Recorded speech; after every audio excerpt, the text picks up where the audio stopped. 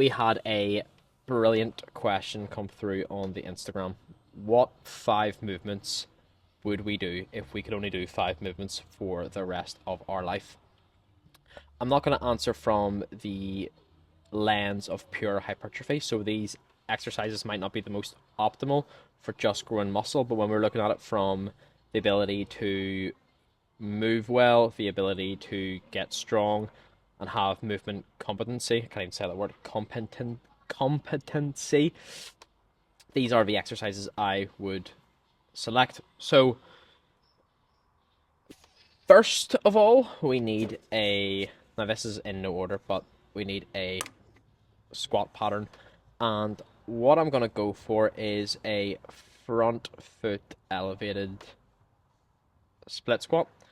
The elevation gives us a bit more range at the hip, and single leg movements are imperative as a human being because they build up that stability, encourage that pelvic control, and the stability in the frontal plane dependent on if we load well, regardless of how we load it, we're going to get that return and that quality is going to develop.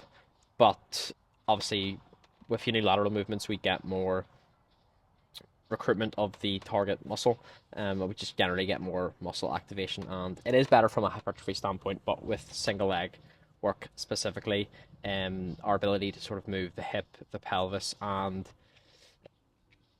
look at the translation even of the rib cage in space as well, and just your general awareness of where your body is in space is going to be massively important. And we can alter, if we elevate to the rear foot, the front foot, if we have a dumbbell loaded ipsilaterally, contralaterally, or maybe bilaterally, it'll be different. So if we want to bias a bit more internal rotation, we can have the dumbbell on the side of our working hip. If we want a bit more develop and bias a bit more external rotation, we can put it on the opposite side of the working hip. But it's context dependent, and you can use it. It's quite malleable, okay? But I'm just going to go with a front foot elevated split squat, get a bit more range through that hip. I'm going to go barefoot as well, just so we get a bit more awareness of pronation at the foot, which, oh dear, this might happen a lot more in this video, which will encourage a bit more foot pressure, so we get a bit more pronation of the foot, which will lead to tibial internal rotation and hip internal rotation, which just helps stretch that glute and develop that quality, which we'll need for our next movement pattern, which will be a hinge pattern. And I'm actually going to go for a stiff leg deadlift. Reason being, if we can only go with 5 exercises, we need to develop the hamstrings. And I don't want to use up an isolation movement like a curl. And now a really, really well executed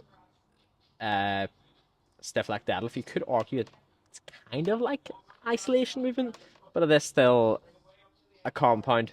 And the glutes will still be working here as well. But we'll get super strong, it's super loadable, and we'll also be developing isometric strength at the spinal erectors, which are, well, we don't want to walk around like this, caving in, so we need that quality too. So that'll be a very good movement for us to build global strength and stability as well, and it'll develop those hamstrings nicely. And as I said, being able to hinge is very important. You think about how many times you need to bend. You need your pelvis to go this way to pick things up, sit down, etc. And also, it's fun, right? Third movement, I'm gonna go with a single arm dumbbell row. We can do this at like a 3-point, so with an incline bench in front of us with our hands here, or we can do half of our body on a bench and the other half hanging off. But we get an element of thoracic rotation, we get the shoulder blade moving, and we also need to go into shoulder extension.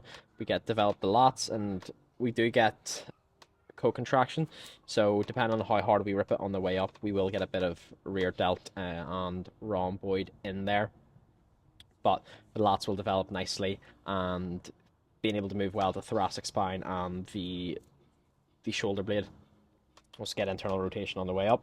We can bias external rotation on the way down, which will be important for getting in the overhead positions. But as you can see, a recurrent theme here, because we could talk about this all day, but we'd be here forever. That's, as I said, this is going to happen quite a lot.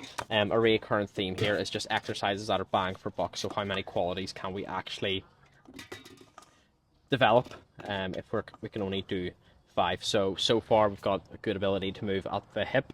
move at the awareness, have awareness of our foot pressure, where our body's in space. So we're strong, we're stable, and now we're developing that upper body, and we can then actually load other tissues. If we can load the shoulder can move well, then we can go overhead quite well, we can press quite well, we can, develop our back, our chest, and so on. Remember that you can't load tissue if you don't have access to the range that's required to load it, whether that be eccentrically or concentrically. So we hide the veggies in the pasta sauce by essentially loading mobility. So when we get pulled eccentrically, that's why loading it through hypertrophy work and just weight training is better than stretching to get a specific adaptation. So an actual increase in range of motion permanently, we need to present a greater challenge as you would with building muscle, right? That's why stretching, while it's great because it can make a temporary change at the level of the nervous system, or maybe temporary change of range of motion, it's not permanent. And if you're a well-trained individual, especially if you're already very strong and very well developed, you need a bigger challenge. Bringing us on to our fourth exercise, dips. Fantastic. Loads of shoulder extension, and the very commonly overlooked. People think dips like, oh yeah, triceps, chest. Yes, these things are true, but if we can get our shoulder into extension, right, we can actually load that chest properly. I just scratched my face, so sorry if the mic picked that up. But with the dips, a very underlooked quality is actually at the top. So when we get to the top, we have to push our shoulders out of our ears, so we get scapular depression, and that dynamic stability at the shoulder blade and the traps really working hard to keep that in place is very important for people who do big compound movements like powerlifters or weightlifters, where a lot it's going over our head, or we're bench pressing, or we have to keep the bar nice and stable. So having that real ability to depress that shoulder blade is massively important, and having awareness of what that feels like in space is important too. As I mentioned there, shoulder extension is really important, and the big mistake a lot of people make when they're pressing is to just ram the shoulder blades back, which isn't actually true shoulder extension. It's just retraction with elevation at the end, which then doesn't stretch the chest. And we need to be in this position, so depressed scaps, shoulder extended, to then push back through. Okay, so to load concentrically, we need to load eccentrically first. This is why eccentrically loading into different positions can be very useful if we have pain or if we struggle to achieve a range of motion.